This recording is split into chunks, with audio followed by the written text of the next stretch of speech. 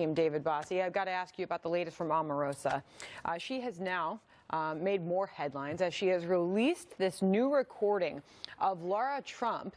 She is the president's daughter-in-law, married to his son Eric Trump, of her, a voice recording of her offering Omarosa a job on the 2020 campaign shortly after she was fired from the White House. It include talk of her pay, etc.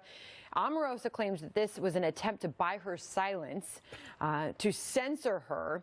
And I know that we had the quote of Lara firing back. She did not mince words in her response to all of this. I've reached out to her to offer her a position with the 2020 Trump campaign before we knew anything about the gross violations of ethics and integrity during her White House tenure.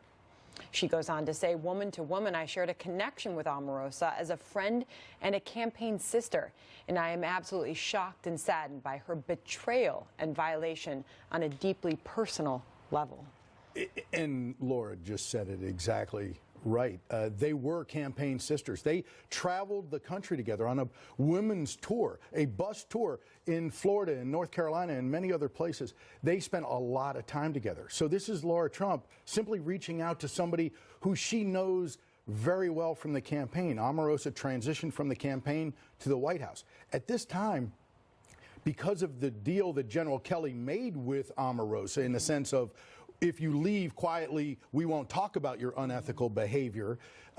Lara Trump did not know that. So she's reaching out to say, we'll give you a soft landing. Come back to the campaign. We want you to be part of continue to be part of the family. And this is what you get in return. You get stabbed in the back by somebody who is simply out to sell a book and destroy the man who made her.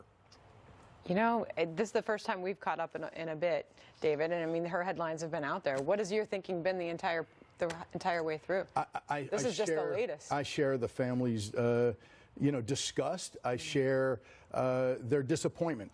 This is a person who I got to know a little bit on the campaign. I thought she was an honorable person, there for the right reason. And all of the things that I've heard about her are simply fabricated. There's no evidence. You know, the president is a warm, kind, generous man. I've known him for a long time. For her to go out and attack him and release the tape of him saying, Omarosa, I didn't know, that's ridiculous on its face. And of course the president's going to try to let her down gently. That's what human beings do. We don't want to have a fight again.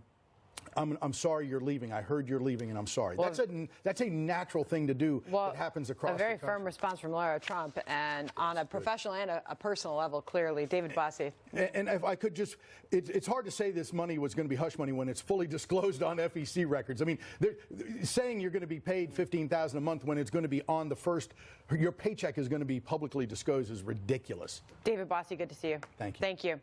Up next, nearly 100.